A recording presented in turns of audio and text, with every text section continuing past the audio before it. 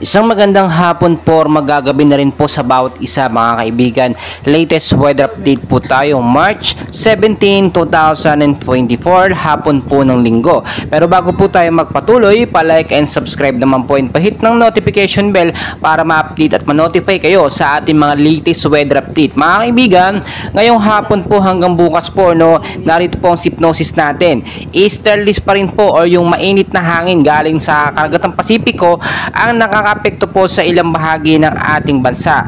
Forecast weather condition po natin, short lamang po ito. Ito po yung mga apektado ng easterlies. Maging handa po kayo. Sa area po ng Metro Manila, kasama po ang ilang bahagi ng ating bansa, maulap din po na panahon ng mararanasan dyan with isolated light rains to heavy rainfall pagdating po sa gabi. Dulot po yan ng easterlies at mga localized thunderstorm.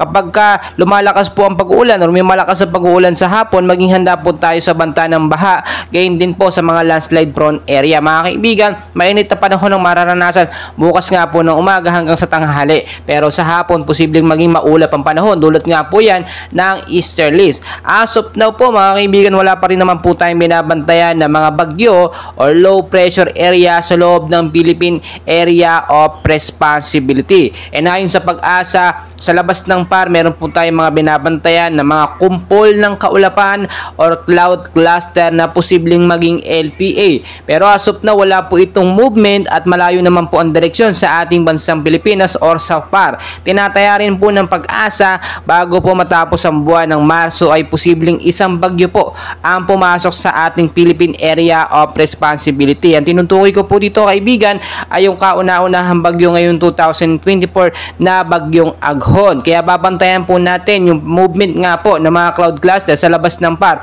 kahit hindi ito nakakaapekto sa ating bansa. Mga kaibigan, lagi ko pong pinapaalala, always know the weather before you go para safe at handa po tayo sa banta ng kahit anong lagay ng panahon, init po yan or tag-ulan. Maraming